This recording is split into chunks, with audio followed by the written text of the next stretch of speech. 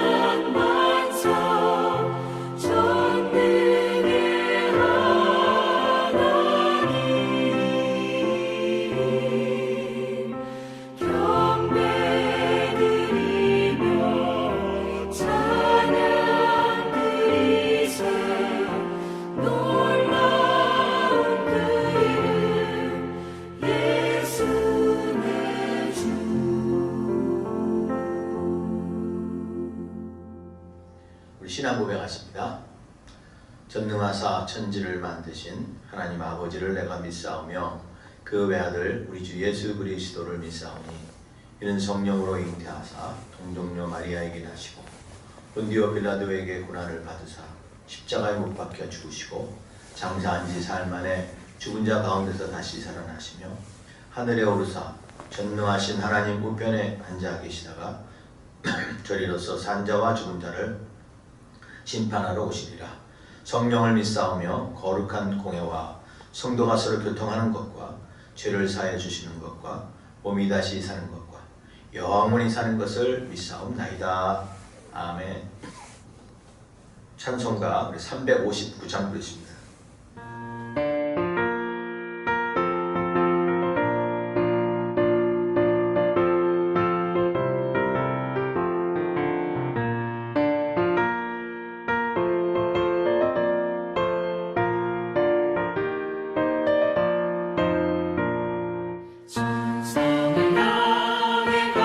성도들아 어깨를 장애를 두려워 말라.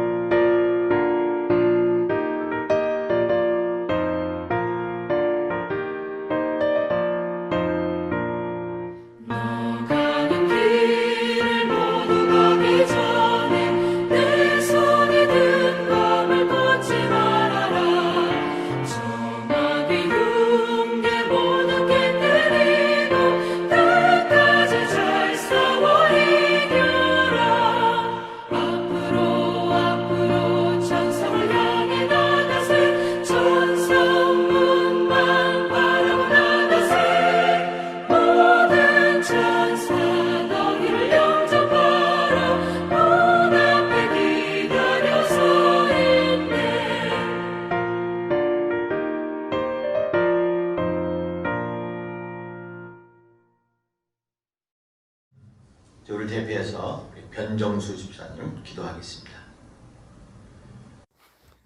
어제나 오늘이나 영원 무궁토록 변함없는 사랑으로 저희들을 지켜주시고 인도하여 주시는 하나님 아버지, 감사와 찬양을 드립니다. 죽을 수밖에 없는 저희들을 사랑하시되 독생자 아들까지 아낌없이 내어주신 그 사랑을 감사합니다.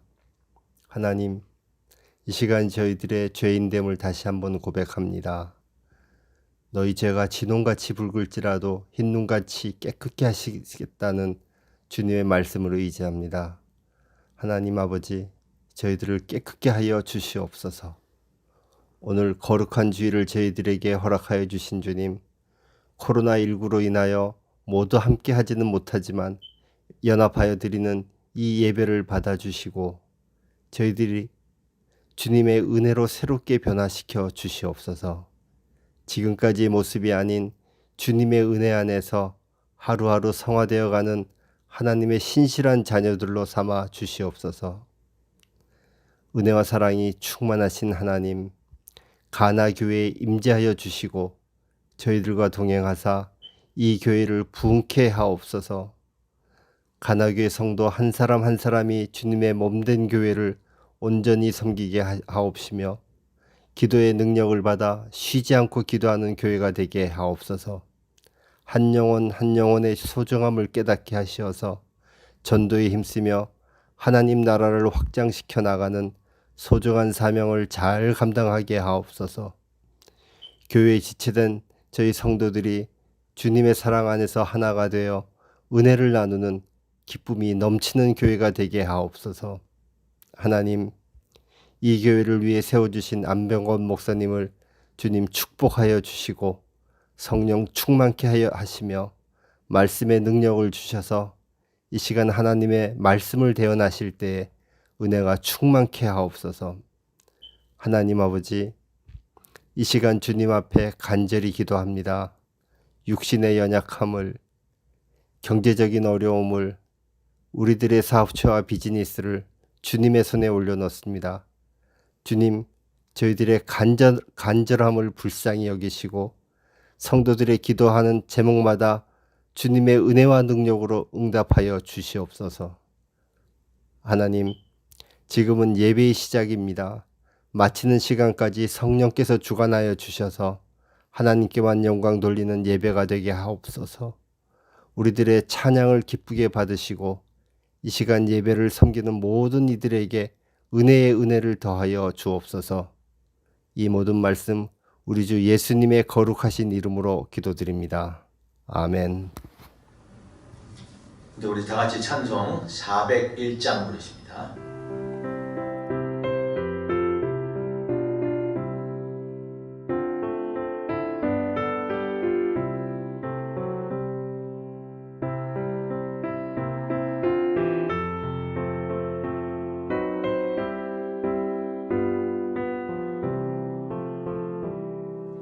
주의 곁에 있을 때 마음이 든든하오니 주여 내가 살 동안 인도하여 주소서.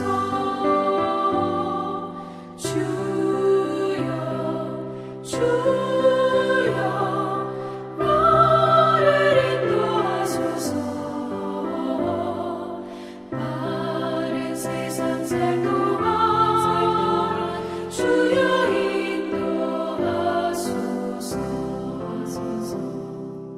비난처인 예수여 세상 물결어갈 때 크신 은혜 베푸사 나를 숨겨주소서. 주여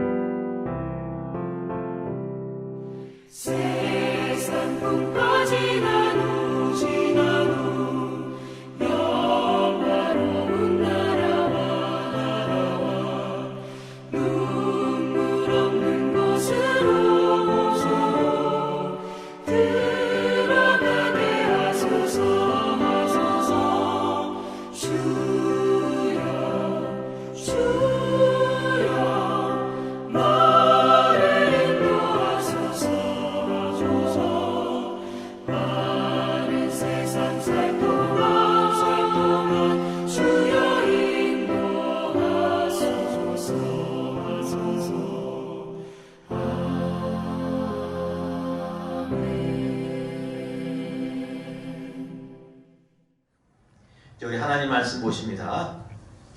오늘 우리 계속 느헤미야 6장입니다. 느헤미야 6장 1절에서 9절 말씀까지 보십니다. 구약성경 느헤미야 6장 1절에서 9절까지 봉독해드립니다. 산발락과 도비아가 아라비아 사람 게산과 그 나머지 우리의 원수들이 내가 성벽을 건축하여 허물어진 틈을 남기지 아니었다 함을 들었는데 그때는 내가 아직 성문의 문짝을 달지 못한 때였더라. 산발락과 게셈이 내게 사람을 보내어 이르기를 오라 우리가 오노평지 한 촌에서 서로 만나자 하니 실상은 나를 해고자 함이었더라. 내가 곧 그들에게 사자를 보내어 이르기를 내가 이제 큰 역사를 하니 내려가지 못하겠노라. 어찌하여 역사를 중지하게 하고 너희에게로 내려가겠냐 하매 그들이 4번이나 이같이 내게 사람을 보내되 나는 똑같이 대답하였더니 산발랏이 5번째는 그 종자의 손에 봉하지 않는 편지를 들려 내게 보냈는데 그 글에 이르기를 이방 중에 소문이 있고 가스무도 말하기를 너와 유다 사람들이 모반하여 하려 성벽을 건축한다 하나니 내가 그 말과 같이 왕이 되려 하는도다. 또 내가 선지자를 세워 예루살렘에서 너를 들어 선전하기를 유다에 왕이 있다 하게 하였으니 지금 이 말이 왕에게 들릴지라. 그런즉 너는 이제 오라 함께 의논하자 하였기로 내가 사람을 보내어 그에게 이르기를 내가 말한 바 이런 일은 없는 일이요 내 마음에서 지어낸 것이라 하였나니 이는 그들이 다 우리를 두렵게 하고자 하여 말하기를 그들이 손이 피곤하여 역사를 중지하고 이루지 못하리라 함이라. 이제 내 손을 힘있게 하옵소서 하였노라. 아멘. 낚시를 해보신 분들은 아마 아실 텐데요. 낚시할 때 보면 잘 잡히는 그 포인트가 있죠. 그래서 거기 한 그 포인트가 이렇게 가면 고기가 잘 잡히는 곳이 있습니다. 근데 그럼에도 불구하고 거기서도 잘 못 잡는 사람도 있더라고요. 어떤 사람은 포인트가 아닌 곳에서도 고기를 잘 잡습니다. 근데 그 고기를 잘 잡는 사람들을 가만히 보면 그 특징이 있어요. 보면 그 한 곳에 집중해요. 고기가 나올 때까지 그곳에 집중해요. 그리고 잡힐 때까지 계속 미끼를 던지고 해서 결국 잡아내는 걸 볼 수 있습니다. 제가 이 낚시하는 것을 보면서 사탄이 바로 하나님의 백성들을 이렇게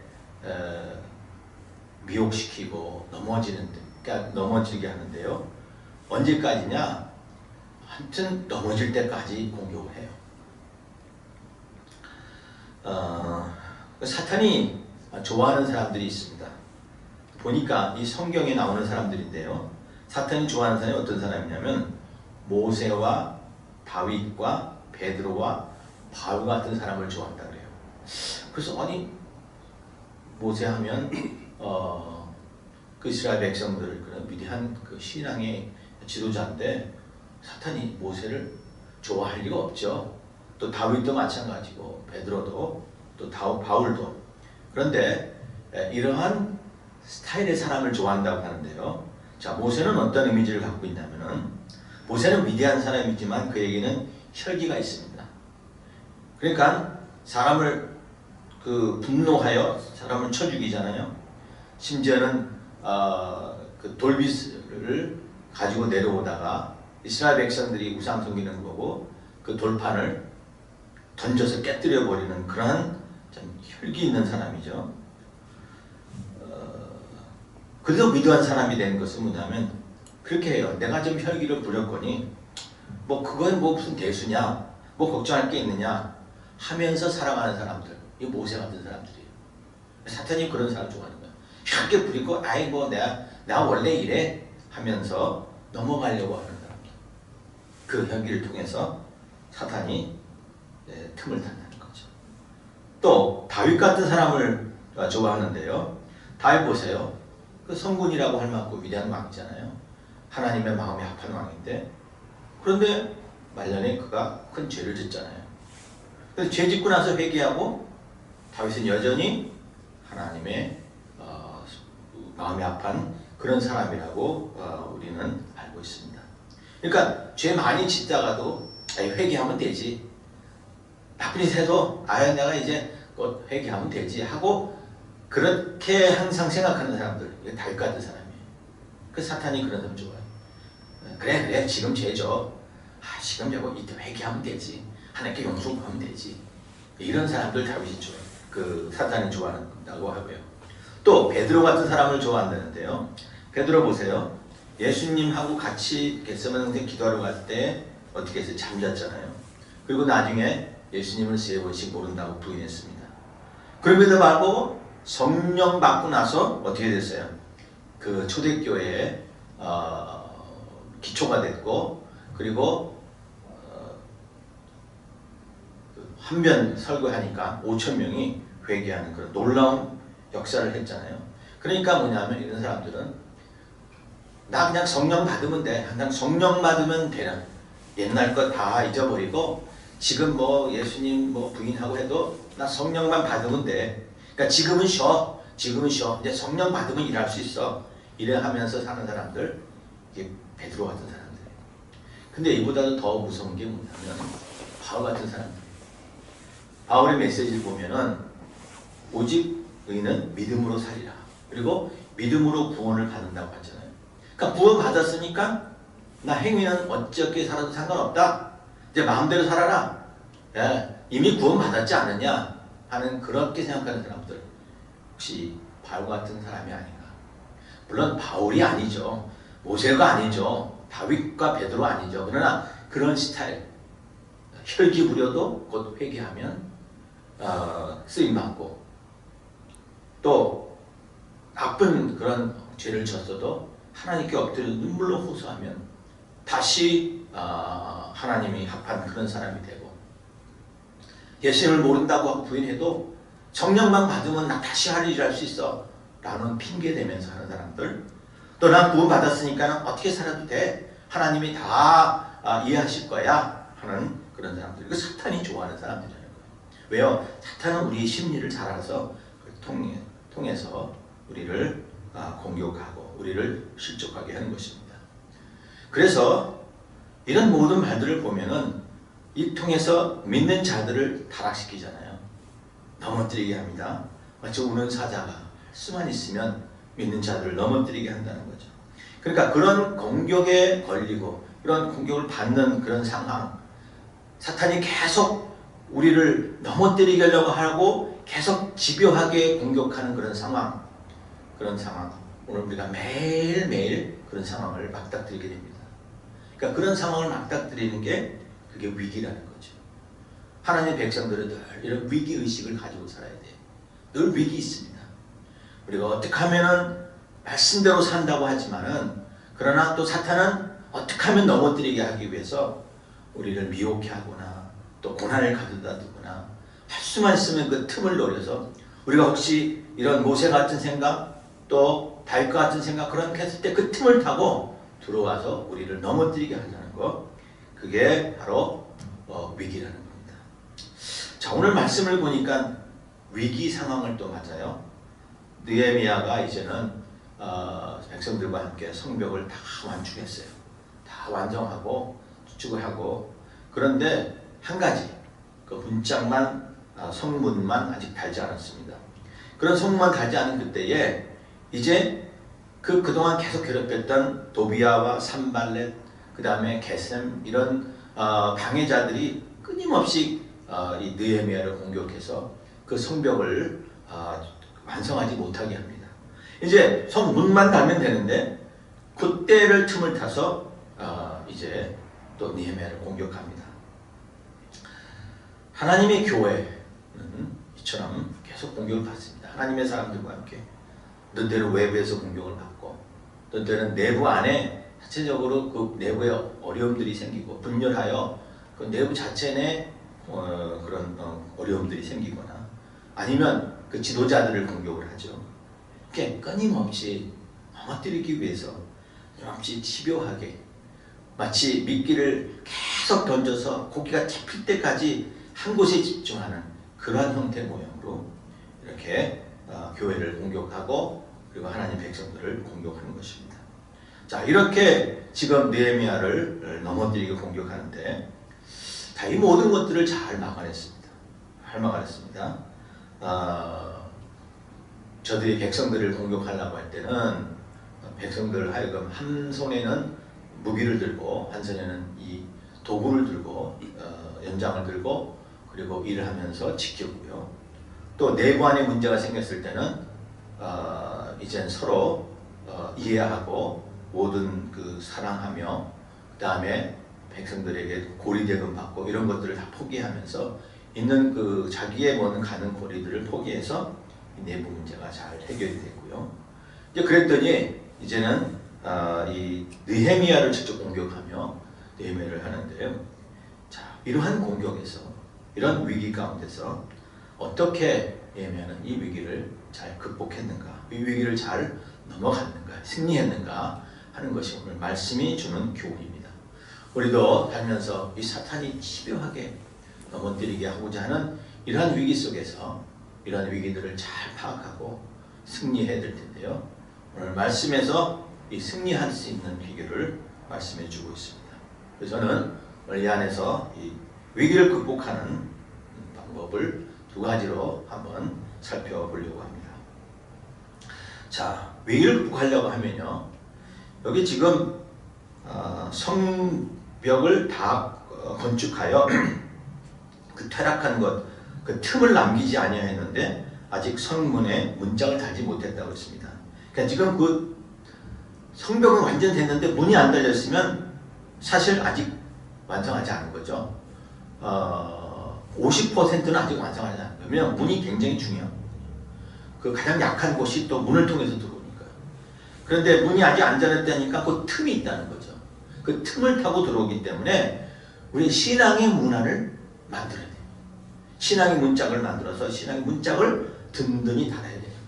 그게 우리가 위기를 극복하는 거예요. 지금 이 백성들이 이 성벽을 다 완성했는데요. 그 문짝 왜 중요하냐면 우리가 흔히 방심하기 쉬운 게 바로 이 문이에요.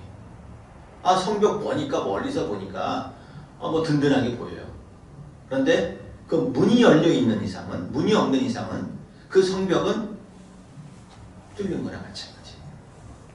그 성벽은 아무리 해도 그거는 뚫려버릴 수밖에 없는, 그리고 무너질 수밖에 없는 그런 약한 그런 성밖에 될 수 없습니다. 겉모양만 화려했지만 그러나 그 안에 틈이 많은 거예요. 그러니까 사탄은 어디를 타고 오냐면 이 틈을 타고 들어오는 거예요. 그래서 너희가 화를 내거든 분노하거든 어떻게 하자고요? 밤까지, 해가 질 때까지 그 화를 품지 말라고 그랬죠. 왜? 그 틈을 타고 사탄이 들어온다고 말했습니다. 그래서 우리가 이 틈을, 우리 신앙의 약한 틈들, 나의 마음을 통해서, 나의 감정을 통해서, 나의 어떤 인격을 통해서 나타나는 그런 약한 틈들, 그것을 막아야 되는 거예요. 거기에 막을 수 있는 문이 필요한 것입니다. 흔히 그런 그 원칙이 하나 있는데요. 깨어진 유리창의 법칙이라는 게 있어요. 그게 뭐냐면 자동차들을 몇 대를 이렇게 길에 세워놓고 그 중에 한 차 한 대에 유리창 그 문을 이렇게 깨놓고 놔둔다 그래요. 그래서 하룻밤 놔두면은 그 다음날 아침에 보면은요 다른 자동차들은 다 괜찮아요. 근데 깨진 유리창에 있는 그 자동차 안에는 난리가 났어요. 그 안에 들어와서 라디오 다 떼가고요. 무슨 다 가져가고, 심지어는 바퀴도 다 떼어가고요. 그리고 엔진 열어서 그 안에 있는 좀 중요한 그런 부속품도 다 떼어간다고 해요. 왜 그럴까요? 깨진 유리창을 보면서 이거는 주인이 상관하지 않는, 이거는 관심을 누가 두지 않는 그런 차고였구나. 이 차는 막 해도 되는 것이구나 하는 그런 생각을 도둑들이 갖는다는 거예요. 우리 안에도 그래요. 깨진 유리창이 있나 혹시 벌려진 그런 틈이 있나? 혹시 내 안에 문짝이 떨어지진 않았는가?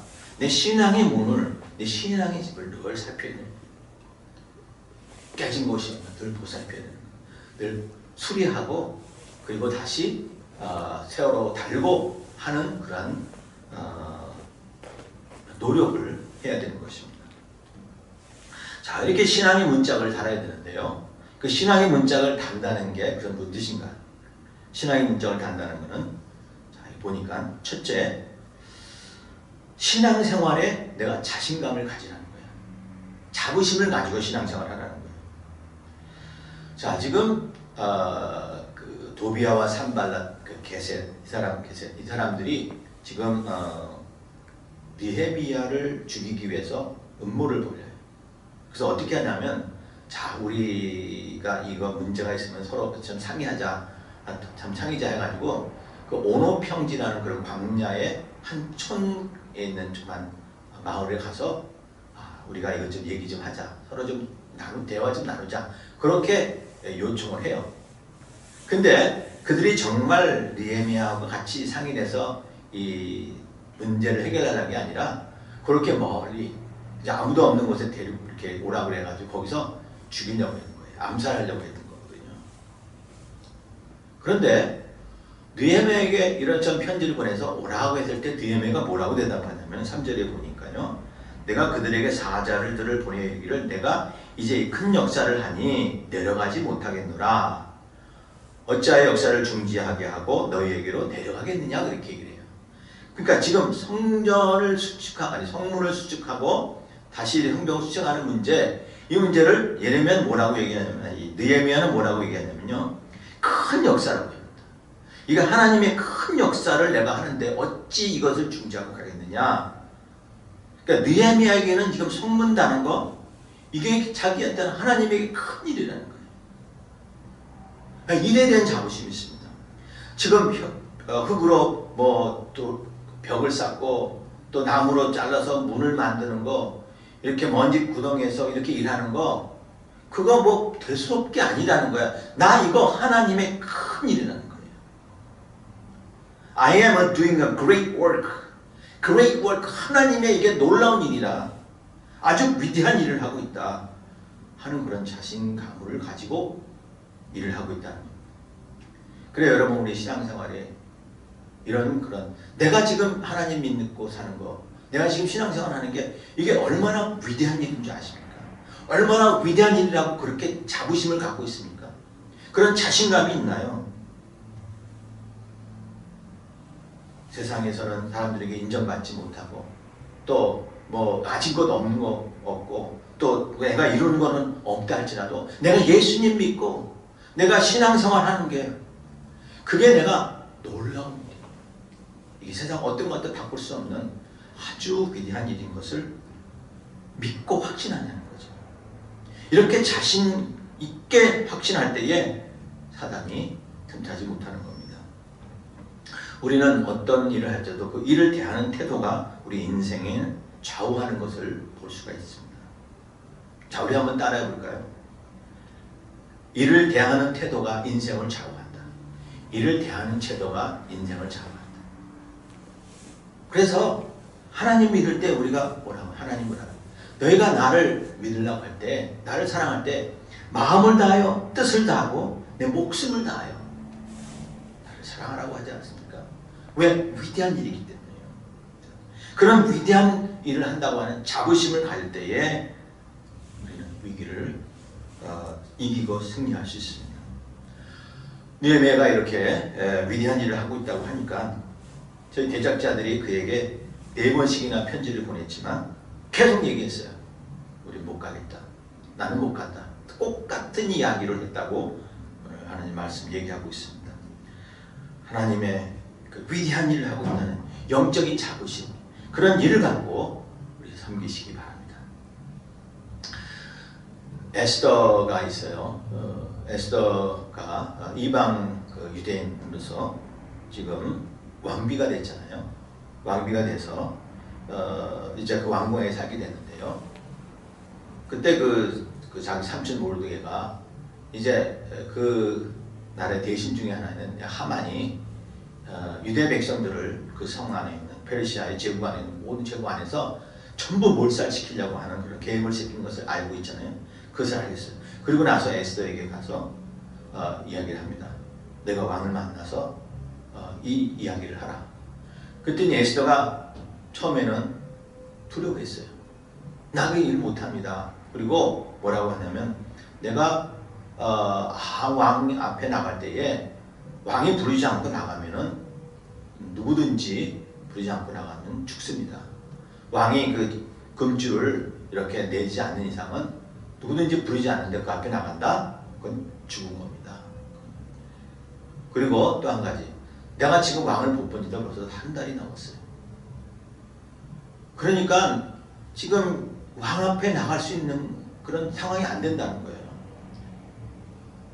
어찌 보면 현실적이죠. 사실 맞습니다. 함부로 부르는데 못 나갈 뿐만 아니라 왕이 부르지 않으면 갈 수가 없어요. 벌써 왕이 이 에스더를 30일 동안 안 불렀다는 얘기면은 이제 왕에게도 이 에스더는 벌써 관심이 없었다는 거예요. 그런데 모르드게가 얘기를 하죠. 네가 안 나간다 할지라도 유대인들은 다른 그 방법을 통해서 살게 될 것이며 너는 목숨을 구하지 못할 것이다. 이런 얘기를 듣고 에스더가 다시 얘기를 합니다. 내가 죽으면 죽으리라 하고 모든 백성과 또 주변 사람들이 금식하라고 하고 금식하고 기도하죠. 그러면서 죽으면 죽으리라 하면서 나아갈 때에 그 왕 앞에 왕이 그 음주를 내밀어 왕이 에스더를 맞이하는 그런 것을 볼 수가 있습니다. 우리가 현실 보면은 힘들 거 있어요. 어려운 상황에서 이 현실을 어떻게 극복하냐는 거예요. 그래서 말합니다. 남들은 나가 이게 지금 한계야. 나에게 이게 한계야. 내 능력으로는 더 할 수 없어. 나는 이 상황을 이겨낼 수 없어. 그냥 내가 하는 일은 그냥 먹고 사는 것 뿐이야. 그냥 나는 그냥 여기서 마칠래 하는 그것이 우리의 약한 신앙의 모습들이라는 거죠. 그런데 반면 아니야, 나 할 수 있어. 나는 하나님의 위대한 일을 하는 거야. 내가 예수 믿고 죽는다 할지라도 죽으면 주리라 각오하고 갈 거야 하는 그런 결심을 하게 되면 하나님 크신 일을 하는 거 아닙니까? 사탄은 그래요. 우리에게 낙심하게 만들고 낭망하게 만들고 낙담하게 만들어요. 그런 게 뭐예요? 우리를 소극적으로 만든다는 거예요. 더 하나님께 나가지 못하게 만드는 게 그게 사탄이 하는 목적인 것입니다. 우리는 자부심을 가지십시다. 나 하나님의 자녀야. 나 하나님의 백성이야. 나는 승리할 수 있어. 나는 하나님의 위대한 일을 하고 있어. 하는 자부심을 갖고 살 때 승리할 수 있는 것입니다. 이제 대통령 선거가 끝났는데요. 트럼프 대통령 이제는 거의 이제 직벌로 자기를 인정하고 있죠. 근데 사실은 트럼프 대통령보다도 그를 이렇게 약한 것을 또 부족한 것을 잘 메워주는 대통령이 바로 펜스 부통령이었어요. 그가 정말 신앙이 있는 사람으로 이 펜스 부통령의 오히려 그것을 트럼프의 그냥 좀 약하고 혹은 막 너무 경망스럽고 그리고 말 함부로 이런 것들을 잘 보완해주는 그런 역할을 잘했습니다. 근데 이 펜스 부통령은 어떤 부통령이냐면 그는 자기를 기독교인이라고 자부심을 갖고 살은 사람이에요. 그래서 자기를 소개할 때 뭐냐면 나는 부통령이요, 뭐 공화당이요, 뭐 그 다음에 뭐 보수주의자요, 그 다음에 부통령이다 이렇게 얘기하지 않습니다. 이렇게 얘기하지 않습니다. 뭐라고 하냐면 나는 크리스천이요, 그리고 보수주의자요, 그리고 공화당이다. 그러니까 늘 이 순서다라고 얘기를 합니다. 트럼프에게 보완해주는 이 펜스 대통령에게 부통령은 항상 그랬습니다. 나는 크리스천이야.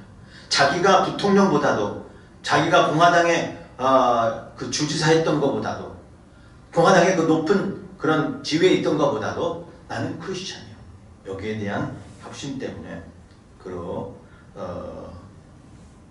인해서 그래도 그 공화당의 여러 가지 그런 그 성향들을 잘 균형을 맞출 수가 있었던 것입니다. 여러분, 세상에 끌려가지 마세요. 세상에 뭔가 좀 좋은 게 있다고 끌려가지 마시오. 하나님의 백성들은 이 세상 위에 세상을 이끌어가는 그런 의무를 갖고 사는 사람들입니다. 빛이요 소금이라고 하는 것은 끌려가는 게 아니에요. 희생하되 그러나 이 세상을 변화시키는 그런 사람들이 되는 거죠. 그것이 어떻게 해서 이루어지냐? 우리 신앙의 자부심을 가지는 거예요. 신앙의 자신감을 가지고 살아가셔서 우리 사탄의 어떤 공격과 위기에도 넉넉히 승리할 수 있는 여러분 되시길 바랍니다. 그런가 하면 이 신앙의 문짝을 또 단다는 게 뭐냐면요, 하나님을 의지한다는 겁니다. 자, 여기 이제 느헤미야를 암살하려고 하다니까 실패했어요. 느헤미야는 아주 단호하잖아요. 난 못 간다, 안 간다 해가지고 4번씩 그렇게 똑같이 얘기를 하니까 이제 또 한 번 공격해요. 그래서 봉봉하지 않은 그 편지를 어떤 종을 통해서 보냅니다. 그래서 거기에 뭐라고 하냐면, 네가 왕 되려고 했지? 너가 이 성벽을 수축하는 이유는 네가 왕 되려고 하는 거지? 하고 그렇게 모함을 해요. 너 거짓 선지자를 세워서 그 선지자로 하여금 왕 된다고 얘기를 하려고 그랬지? 여기에 왕이 있다 그런 얘기 하려고 그랬지?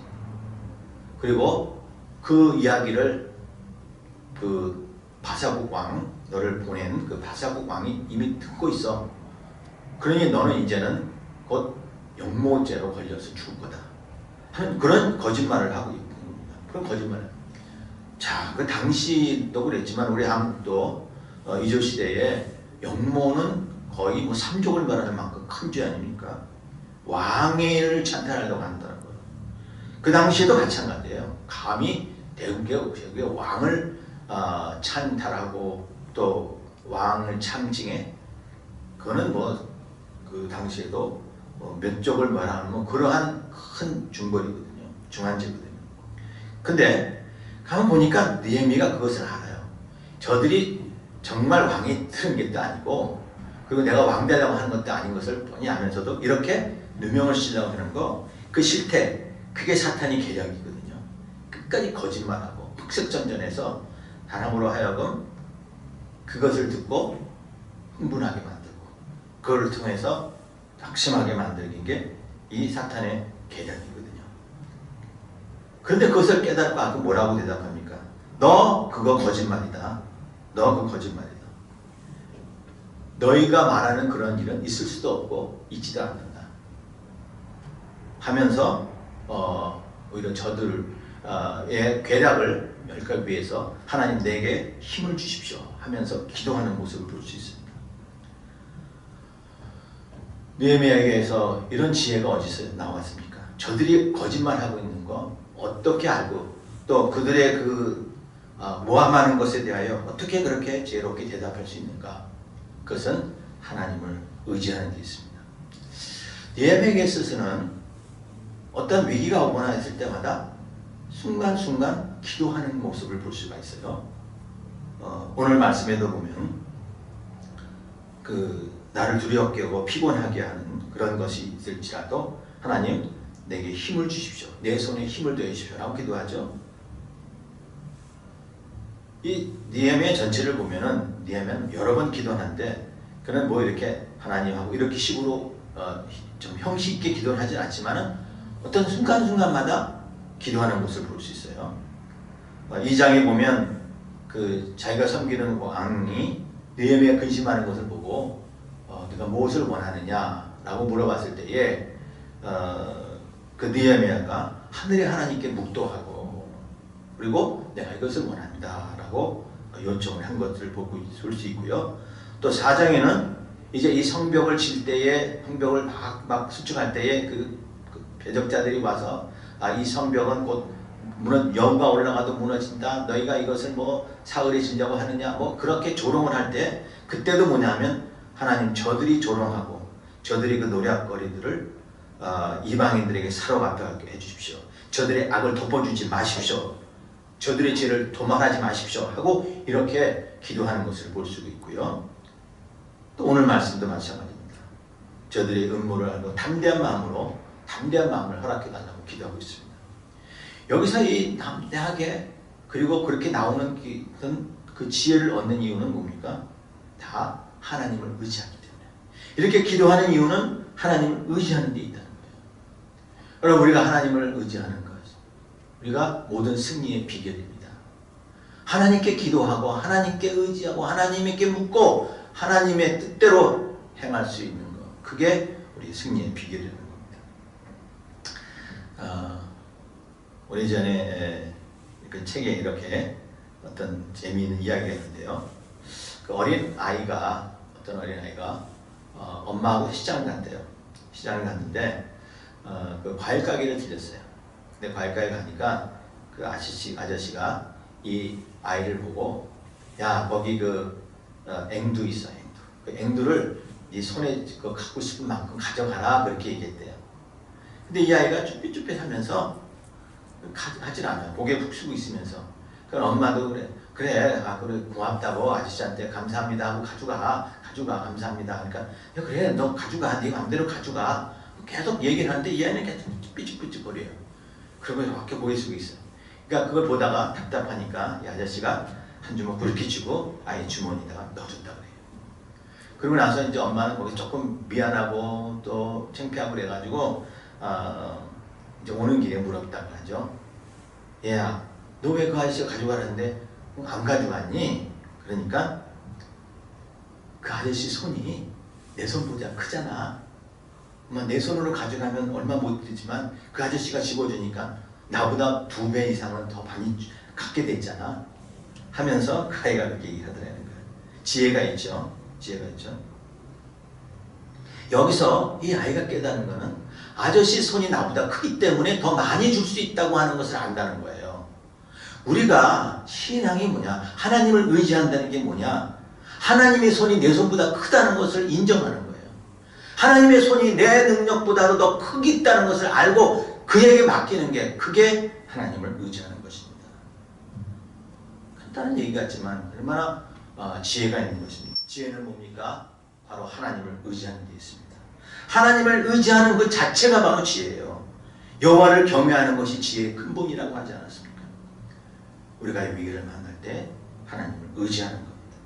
하나님을 의지한다는 게 뭡니까? 하나님 말씀 묵상하고 또 하나님을 예배하고 그리고 기도하는 것 아니겠습니까?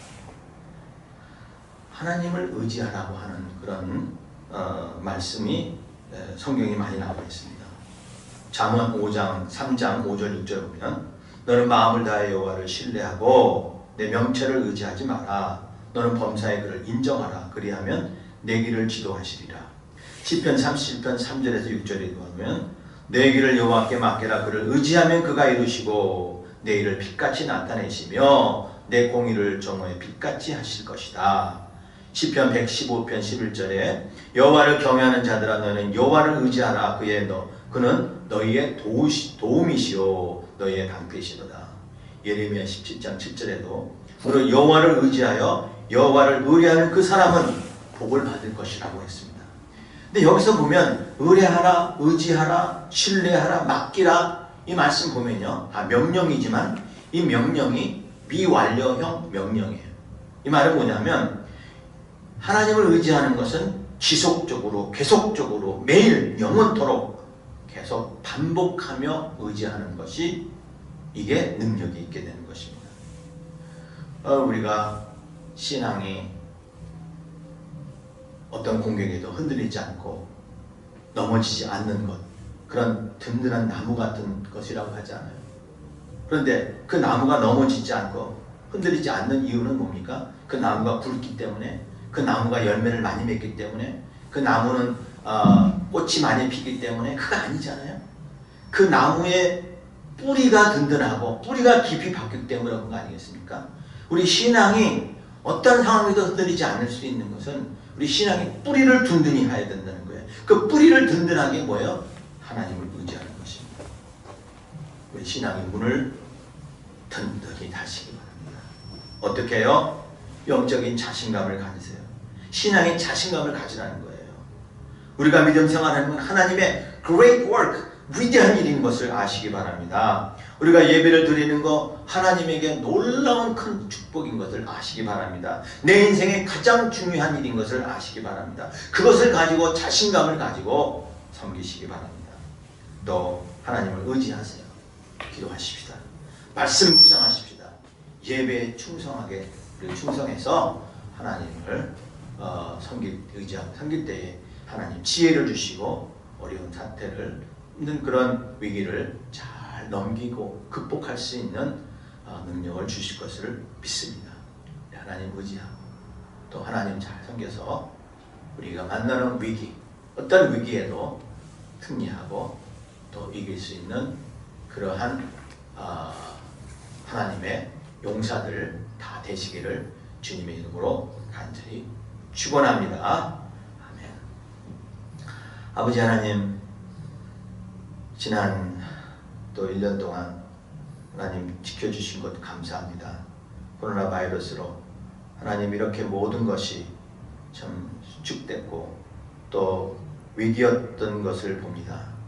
하나님, 그러나 우리가 이런 상황에서도 감사할 수 있는 것은 여전히 우리는 하나님의 자녀요, 또 하나님을 믿는 이 삶 속에서 큰 능력을 아버지 하나님 체험하게 하시고 또 역사하시는 우리 하나님의 함께 하심을 하나님 체험할 수 있는 은혜를 주셔서 감사합니다. 아버지 하나님, 우리 안에 있는 수많은 어려움들 또 위기를 하나님 만나는 그런 때마다 우리 하나님을 더욱 의지할 수 있게 하여 주시고, 하나님 우리가 의지함을 통해서 우리 하나님에게 영광이 되는 그러한 성도들 다 되게 하여 주시옵소서. 아버지 하나님, 먼저 우리 앞에 있는 모든 그런 어려움과 그런 장애물과 환경들을 뛰어넘어 우리 믿음 안에 승리하여 우리 하나님의 백성들답게 사람들에게도 하나님의 그 능력을 하나님 전파할 수 있고 하나님의 그 위대하심을 하나님 찬양할 수 있게 하여 주시옵소서. 감사하며 예수님의 이름으로 기도합나이다. 아멘. 네, 준비하신 대로 예배를 드리겠습니다. 네, 기도합니다. 좋으신 하나님 감사합니다. 우리 하나님은 우리의 일거수일투족을 다 살펴주시고 또 우리가 무엇이 필요한지를 아시고 있사오니 하나님, 우리 하나님께서 이렇게 우리를 보살펴 주시고 또 공급해 주신 그 은혜를 가지고 우리가 세상 살다가 오늘도 하나님 이 물질로 하나님의 물로 우리 하나님께 다시 드릴 수 있게 해주심을 감사합니다.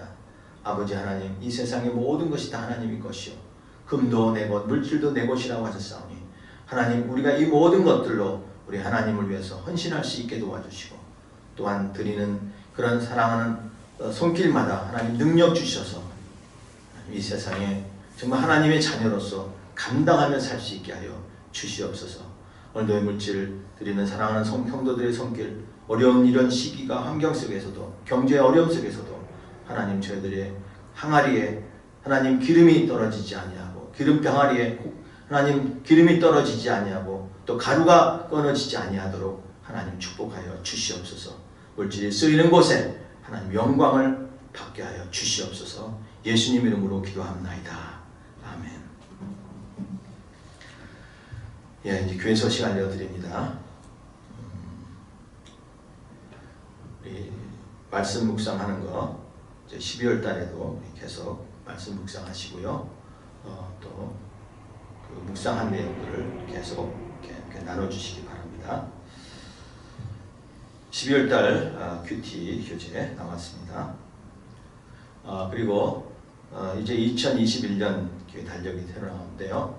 여러분들 가정에 2부씩 이렇게 가져가시기 바랍니다. 이번 한 주간 기도 제목이 있습니다. 성령 충만한 교회, 사랑이 넘치는 교회, 은혜가 충만한 교회 되도록 위해서 기도하십시다. 그리고 목요 기도회 잊지 마시고 목요 기도회를 위해서 여러분 기도 제목 같이 꼭 내고 기도해 주시기 바랍니다.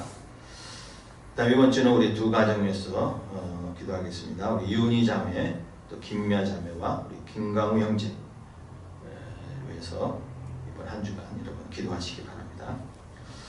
아프신 분들 또 회복하시고 치유에 있는 우리 성도들 위해서 기도하시기 바랍니다. 수정자매 또 에릭 형제 건강을 위해서 기도하시기 바랍니다. 이번 주 암송구절 잠언 4장 6절에서 8절 말씀입니다. 우리 함께 읽겠습니다. 지혜를 버리지 말라. 그가 너를 보호하리라. 그를 사랑하라. 그가 너를 지키시리라. 지혜가 제일이니 지혜를 얻으라. 내가 받은 모든 것을 가지고 얻은 모든 것을 가지고 명철을 얻을지니라. 그를 높이라. 그리하면 그가 너를 높이 들리라. 만일 그를 품으면 그가 너를 영화롭게 하리라. 아멘. 주기도송 부르십니다.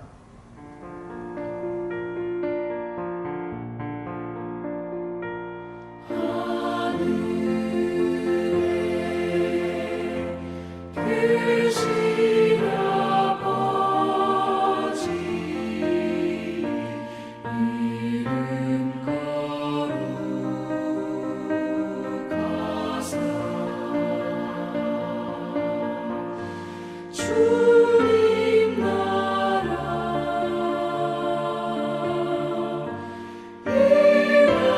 일하시고 뜻이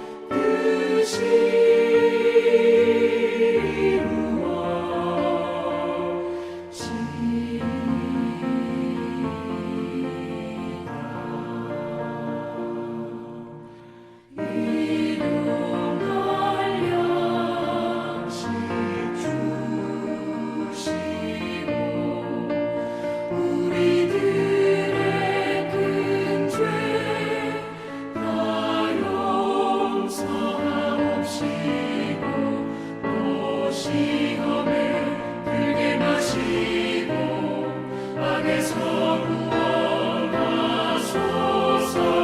내게 주의 나라 주의 권세 주의 영광 영원히